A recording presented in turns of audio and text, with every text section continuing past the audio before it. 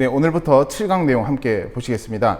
네, 화면을 보시면 찬송가가 나와 있습니다. 찬송가인데 325장, 새 찬송 325장인데 2절 내용 보시면 이렇게 나와 있습니다. 이 세상 사는 동안에 주 이름 전파하면서 찬송가에도 이 전도에 대한 내용이 이렇게 나타나 있습니다. 우리가 전도에 관심을 가지면 찬송가에 나온 전도 내용도 눈에 들어오게 되어 있습니다. 그러니까 전도에 관심을 가지지 않게 되면 찬송가의 전도에 대한 내용이 직접적으로 이렇게 전파라는 내용이 나와 있음에도 불구하고 놓치거나 그냥 지나갈 때가 많이 있다라는 것을 우리가 기억을 해야 되겠습니다. 그만큼 우리가 전도에 대해서 더 집중을 해야 되겠습니다.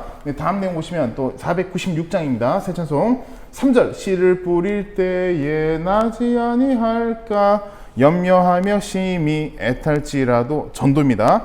다음 구절 보시면 나중 예수께서 칭찬하시리니 기쁨으로 단을 거두리로다. 잘 알고 있습니다. 그래서 기쁨으로 단을 거두리로다.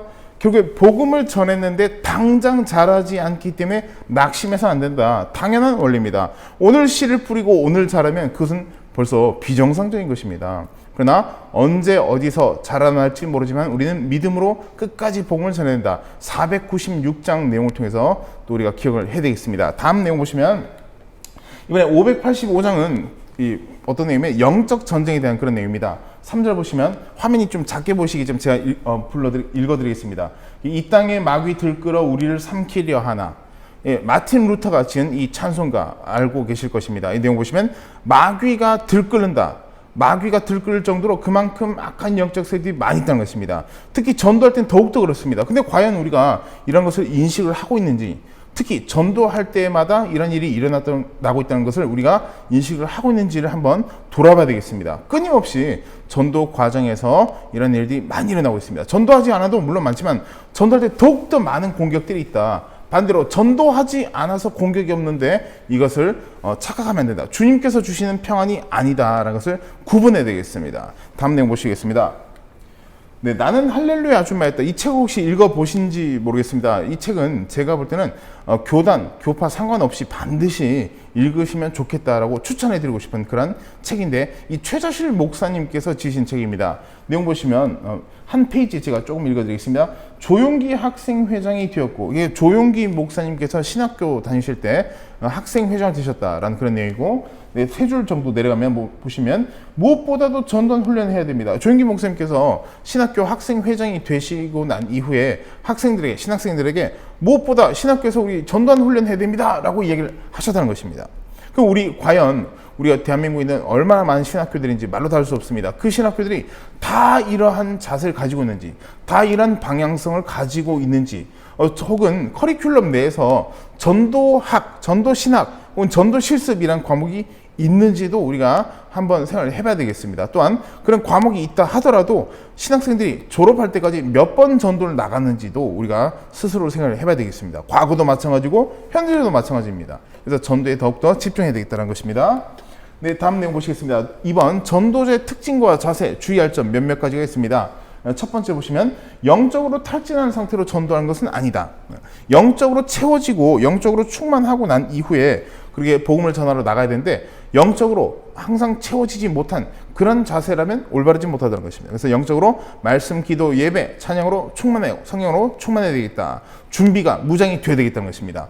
무장이 되고도 안 나가는 것도 문제지만 무장되어지지 않고 전도 나가는 것도 올바른 자세로 할 수가 없겠습니다. 2번 내용 보시면 말씀, 기도, 예배로 늘 준비. 방금 언급드렸던 그런 내용입니다. 3번 나는 초교파, 섬긴 교회 중심 전도. 이게 무슨 말이냐면 나는 교단과 상관없이 초교파로 전도할 것이다.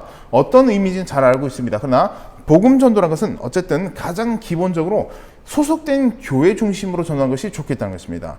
다른 교단이나 교회 가서 전도 지원은 물론 있습니다. 그러나 기본 중심적으로는 우리가 소속된 교회 혹은 교회 중심적 전도가 중요하다. 이런 구분을 우리가 가진 것이 좋겠습니다. 그 다음 4번 전도에 대한 노하우를 앞세우지 말고 내가 몇십 년 전도해봤더니 이러더라. 그런 것도 귀한 경험이 될 수 있습니다. 그러나 노하우만 앞세울 것이 아니라 성령의 능력으로 전도해야 되고 성령께 의지하고 나가며 그 다음으로는 두 번째로는 정기적인 전도자의 보수 교육에 참여해야 됩니다. 저희 교회에서 이루어지는 이 전도 신학 세미나와 마찬가지로 전도 보수 교육이 반드시 필요합니다. 오랫동안 해온 것도 훌륭하고 귀한 것이 맞지만 올바른 방향으로 해왔는지에 대한 점검하는 시간도 필요합니다. 굉장히 중요한 부분이 되겠습니다. 네, 다음 내용 보시겠습니다. 대부분의 전도자들은 성지순례를 다녀온 적이 없다. 저는 이런 생각이 들었습니다. 이 전도자들 중에 성지순례를 다녀온 분도 물론 있겠지만 적어도 제 주변에 전도자들 중에 성지순례를 다녀온 분들이 제가 알기로는 아마 없지 않을까라는 생각이 들 정도로, 아니면 있다 하더라도 굉장히 소수이지 않을까라는 생각을 보게 됐습니다. 갑자기 전도 이야기다 왜 성지순례 이야기가 왜 나오지? 라고 생각하실 수 있는데, 이 말씀 구절 요한복음 말씀 보시면 예수께서 이르시되 너는 나를 본고로 믿느냐 보지 못하고 믿는 자들은 복되도다 하시니라. 예수님께서 결국에 도마에게 이렇게 말씀하신 부분이라는 것을 잘 알고 계실 것입니다. 성지순례 가서 굉장히 많은 그런 기독교 유적 그리고 성경 관련된 그런 자료라든가 혹은 그런 장소 많이 방문하고 보고 듣고 했는데 정작 와서 전도하고 있느냐? 그렇지 못한 경우도 많이 있습니다. 그러나 보지 않고 이스라엘이나 그런 지역을 한 번도 가본 적이 없으면서, 저도 마찬가지입니다. 저도 아직까지 그런 성지순례 지역을 한 번도 가본 적이 없습니다. 그럼에도 불구하고 믿음이 있으니까 전도하고 있는 것입니다. 안 가보고도 믿기 때문에 전도하고 있습니다. 그러나 여러 번 다녀오고도 한 번도 전도하지 않았다. 우리가 이런 부분은 정말 스스로에 대한 신앙적 점검이 필요하다라고 말씀드릴 수가 있겠습니다. 보고도 전도하지 않는다. 그럼 왜 본 거지? 어떤 그런 추억인가? 혹은 어떤 그런 기억 이런 것으로 다 되는 것이 아닙니다. 바로 보았으면 행해야 되겠다. 무엇으로 행해야 되는 것인가? 복음 전파로 이어지도록 행하는 그런 실천한 믿음까지 이어져야 되겠습니다. 이것이 바로 마땅한 우리의 신앙생활의 자세이기 때문입니다. 다음 내용 보시겠습니다. 이 전도의 장애 요소가 몇 가지가 있는데, 첫 번째, 이 요즘 전도는 관계 전도가 트렌드다, 대세다. 그러므로 관계 전도에만 몰입해야 된다. 관계 전도에만 집중하자, 이렇게 방향을 잡는 경우가 많이 있습니다. 어떤 전도 방법에 대해서 특정 방법만을 취하지 말고 모든 방법을 우리가 오픈한 상태로 모든 방법을 잘 활용하는 것이 좋겠다라고 저는 말씀드리고 싶습니다. 이 방법이 최고다, 이 방법 아니고는 필요 없어 라는 자세는 올바르지 않다.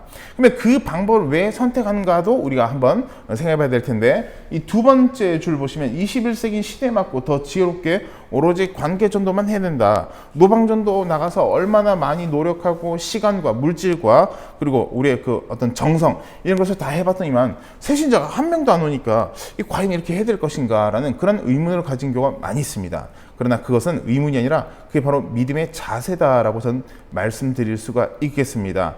눈으로 앞에서 찬송가 제가 읽어드리고 불러드린 것처럼 씨를 뿌릴 때 나지 않는다고 낙심하고 좌절할 필요가 없습니다. 자라게 하시는 분은 하나님이시니까.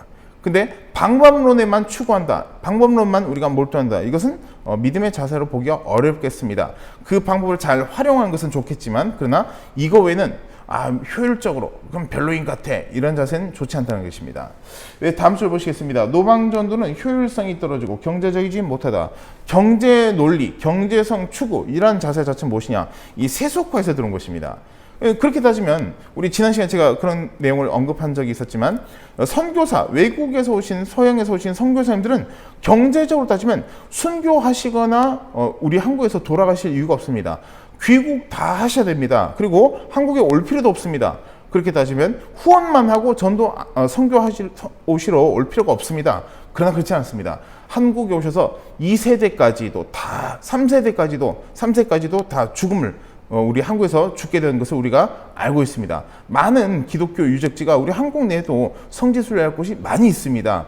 그래서 어린 아기인데도 태어나자마자 죽는 경우도 있고 몇 살도 안 돼서 죽는 경우도 있고 많은 케이스가 있습니다. 그분들 경제적인 논리를 안 따졌을까 고민할 필요가 없습니다. 금방 답이 나옵니다. 그런 것이 의미가 없다는 것을 알고 계셨기 때문에, 그래서 복음 전도에 집중하셨다는 것입니다. 네, 다음 내용 보시겠습니다. 네, 밑에서 두 번째 줄 보시면 전도에도 정착하지 않을 것이라는 선입견 때문에 어떤 그런 편견, 선입견 이런 것은 좋은 자세라고 할 수가 없겠습니다. 정착된다, 안 된다, 새신자 온다, 안 온다, 다 나의 생각, 나의 이성, 나의 판단에서 들어온 것입니다. 나의 생각, 판단은 중요한 것이 아니라 복음 전도의 가장 중요한 핵심은 순종입니다. 방법론도 아니고 스킬도 아니고 순종입니다. 순종하는 자세로 우리는 그저 행하는 것 뿐이다, 실천하는 것 뿐이다, 이런 자세가 필요하겠습니다. 네, 마지막 줄 내용 보시면 인풋 대비 아웃풋. 이게 인풋 아웃풋 이런 표현들도 다 마찬가지입니다. 뭔가 투자를 했는데 나오지가 않네? 아, 그럼 이거 중단해버리자.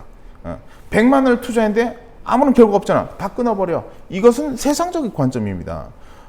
앞서 말씀드렸지만 우리는 사업을 하는 것이 아니라 복음전도입니다. 영혼구원입니다. 영혼구원에는 목숨 걸고 하는 것입니다. 상황 보고 발 빼고 발 넣고 그런 것이 아니라는 것입니다. 죽을 줄도 알고 각오하고 바로 주님의 말씀 따라 말씀 전파대에 힘써 나간 것이 복음전도의 본질이자 핵심이다라는 것을 우리는 결코 잊어서는 안 되겠습니다. 그것을 잃는 순간부터 본질이 흔들리기 시작하는 것입니다. 왜 본질이 흔들리고 본질이 무너지는가? 본질을 놓쳤기 때문입니다. 세상적인 세속주의 사고가 들어왔기 때문입니다. 그래서 이러한 부분 절대 우리가 타협해서는 안 되겠다. 복음전도에서 세상적 사고, 세상적 그런 편견은 절대적으로 우리가 버려야 되겠다. 배제하고 믿음으로 말씀 따라 성의 인도하심 따라 전도한 자세를 가져야 되겠다는 것 잊지 말아야 되겠습니다. 오늘 7강 강의 내용은 여기까지 하겠습니다. 다음 시간에 뵙겠습니다. 감사합니다.